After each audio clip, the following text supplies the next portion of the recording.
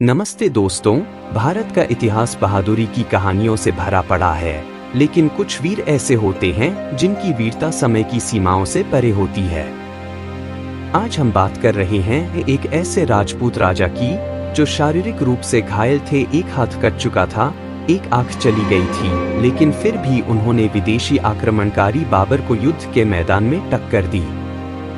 यह कहानी है मेवाड़ के शेर राणा सांगा की। आज का राजस्थान, विशेष रूप से दक्षिणी पश्चिमी भाग, उस समय मेवाड़ राज्य के अंतर्गत आता था। चित्तौड़गढ़, उदयपुर, भीलवाड़ा और आसपास के क्षेत्र मेवाड़ की वीरता के केंद्र थे। यही वह भूमि थी जिसने राणा हमीर, राणा कुंभा और राणा सांगा जैसे योद्धाओं को जन्म दिया। राणा सांगा का जन्म 1482 में राणा रायमल के घर हुआ था। बचपन से ही उन्होंने संघर्ष और युद्ध देखे। सत्ता प्राप्त करने के लिए उन्हें अपने भाइयों से युद्ध करना पड़ा। पर एक बार जब उन्होंने मेवाड़ की गद्दी संभाली तो पूरे उत्तरी पश्चिमी भारत में उनका डंका बजने लगा। इतिहास बताता है कि राणा सांगा के शरीर पर 80 से अधिक घाव थे। उनका एक हाथ कट गया था, एक आंख चली गई थी और टांग में तलवार का गहरा घाव था। लेकिन ये सब उनकी इच्छा शक्ति को तोड़ नहीं सके। वो लगातार युद्ध करते रहे, दिल्ली, गुजरात और मालवा के सुल्तानों को हराया और राजपूत संघ को मजबूत किया। राणा सांगा केवल एक योद्धा नहीं, एक महान रणनीतिकार भी थे। उन्होंने मारवाड़, अंबर, बूंदी, कोटा और बुंदेलखंड के राजाओं को मिलाकर एक शक्तिशाली राजपूत संघ तैयार किया।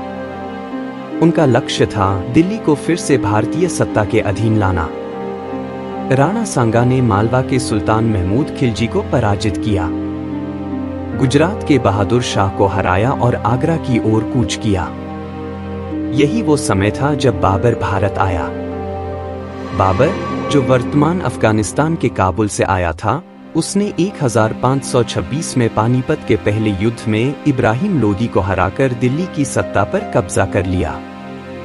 बाबर एक नई तकनीक लेकर आया था, तोपें और तुर्की युद्ध शैली। लेकिन उसे नहीं पता था कि भारत की धरती पर राणा सांगा जैसा योद्धा मौजूद है, जो अपने शरीर से नहीं, अपने आत्मबल से युद्ध करता है।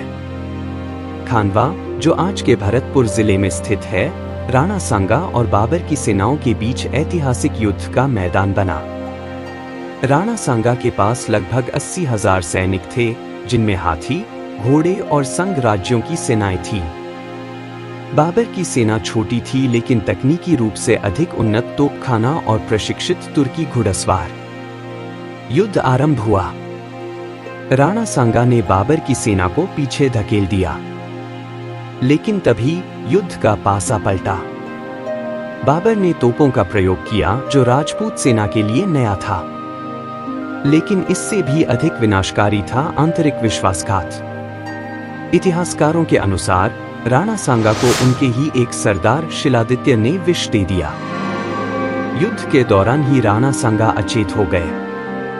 उनके हटने के बाद सेना असंगठित हो गई और बाबर ने युद्ध जीत लिया। लेकिन ध्यान देने वाली बात यह है, राणा सांगा उस समय भी लड़ते रहे जब उनका एक हाथ कट चुका था, शरीर से खून बह रहा था और आंख पर पट्टी बंधी थी। वो वीरता की ऐसी मिसाल थे जिसे समय भी मिटा नहीं सका। राणा सांगा की मृत्यु 1528 में हुई, लेकिन उनकी सोच, उनकी विरासत आगे तक जीवित रही। उनके उत्तराधिकारी राणा उदय सिंह और फिर महाराणा प्रताप ने उसी परंपरा को आगे बढ़ाया। बाबर भले ही युद्ध जीत गया हो, लेकिन राणा सांगा ने दिखा दिया कि भारत की मिट्टी में पैदा हुए योद्धा किसी से कम नहीं। राणा सांगा सिर्फ एक राजा नहीं थे, वो भारत की अस्मिता का प्रतीक थे। उनका जीवन हमें सिखाता है कि अगर मन में संकल्प हो तो एक कटे हुए हाथ से भी इतिहास की दिशा मोड़ी जा सकती है। अगर आपको राणा सांगा की ये कहानी प्रेरणादायक लगी तो इस वीडियो को लाइक करें। वीरता को श्रद्धांजलि देने के लिए कमेंट में लिखें, जय राणा सांगा। और ऐसे ही इतिहास के भूले हुए योद्धाओं की गाथाएं जानने के लिए YT हिस्ट्री नोट चैनल को सब्सक्राइब करना न भूलें। मिलते हैं अगली वीडियो में। तब तक जय हिंद, जय भारत।